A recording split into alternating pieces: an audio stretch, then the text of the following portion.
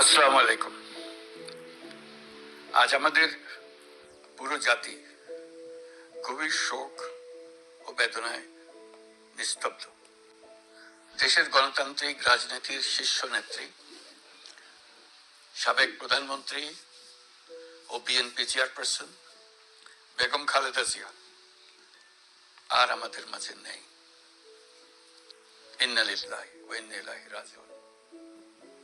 বেগম খালেদা জিয়ার ইন্তেকালে আমরা গভীরভাবে শোকাহত ও মর্মাহত। তার মৃত্যুতে জাতি এক মহান অভিভাবককে হারিয়েছে। এই গভীর শোকের মুহূর্তে আমি তার পরিবারের সদস্যবৃন্দ, রাজনৈতিক সহকর্মী এবং অগণিত কর্মী সমর্থকদের প্রতি সমগ্র জাতির পক্ষ থেকে আন্তরিক সমবেদনা জানাচ্ছি। মহান আল্লাহর কাছে আমার প্রার্থনা, তিনি যেন আমাদের সবাইকে এই গভীর শোক কাটিয়ে ওঠার শক্তি দান করেন। বেগম খালেদা জিয়া ছিলেন বাংলাদেশের রাজনীতিতে এক পরম মহিমান্বিত ব্যক্তিত্ব। গণতন্ত্র, বহুদলীয় রাজনৈতিক সংস্কৃতি এবং জনগণের অধিকার প্রতিষ্ঠার সংগ্রামে তার অসামান্য ভূমিকা ইতিহাসে অম্লান হয়ে থাকবে।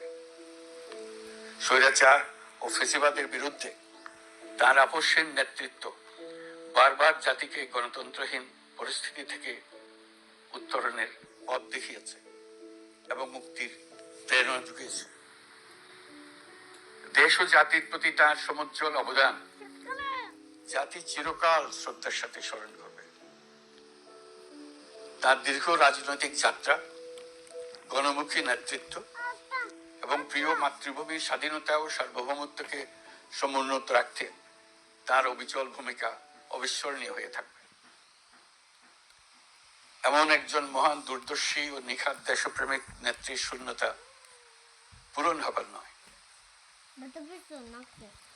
প্রিয় দেশবাসী, এই শোকাবহ মুহূর্তে আপনাদের প্রতি আমার উদাত্ত আহ্বান, আসুন আমরা সবাই যার যার অবস্থান থেকে মহান আল্লাহর দরবারে বেগম খালেদা জিয়ার বিদেহী আত্মার মাগফিরাত কামনা করি।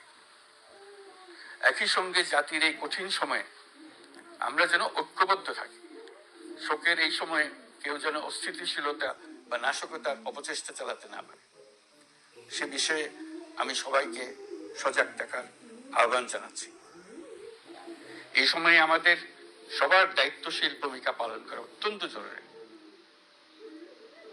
প্রিয় দেশবাসী, সাবেক প্রধানমন্ত্রী বেগম খালেদা জিয়ার মৃত্যুতে আমি 3 দিনের রাষ্ট্রীয় শোক এবং আগামীকাল তার নামাজে জানাজার দিনে একদিনের সাধারণ ছুটি ঘোষণা করছি।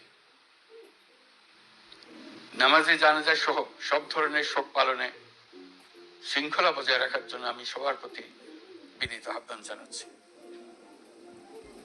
প্রিয় দেশবাসী, আমি জানি আপনারা সবাই এই সময়ে অনেক আবেগাপ্লুত। আমি আশা করছি শোকের এই সময়ে আপনারা ধৈর্যের পরিচয় দেবেন এবং তার জানাজা সহ সকল আনুষ্ঠানিকতা পালনে সংশ্লিষ্ট সবাইকে সহযোগিতা করবেন। মহান আল্লাহ তাআলা আমাদের সকলকে ধৈর্য, শক্তি, ঐক্যবদ্ধ থাকার ক্ষমতা দেন। আল্লাহ হাফিজ।